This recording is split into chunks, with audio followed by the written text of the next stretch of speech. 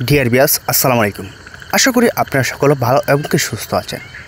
তো ভিউয়ার্স, আপনারা যারা অনলাইনের ভিতরে বড় সাইজের উন্নত মানের ভিয়েতনামি কই মাছের পোনা চাষ করতে আগ্রহী আছেন, তাহলে অবশ্যই রিকোয়েস্ট থাকবে এই ভিডিওটি শুধুমাত্র আপনাদের জন্য। তো ভিউয়ার্স, আপনারা যারা ভাবতেছেন মাছটা এটা কালো কেন, অবশ্যই আপনাদেরকে বলে দিই কালো হওয়ার কারণ।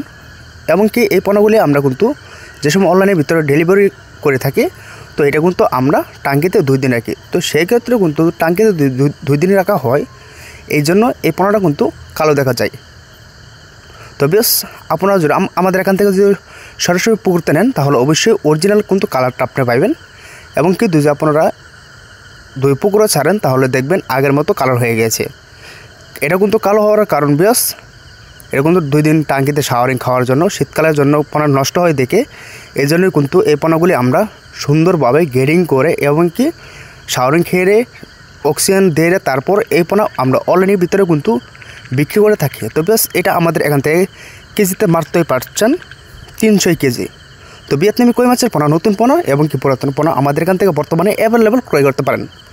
তো এটা কিন্তু বেশ অরিজিনাল ভিয়েতনামি কই মাছের পোনা। এটা কিন্তু আপনার 4 থেকে 5 মাসে আপনার 200 থেকে 250 গ্রাম প্রত্যেকটা মাছ ওজন থাকবে। এটা আমরা অনলাইনের ভিতরে গ্যারান্টি দিতে পারবো।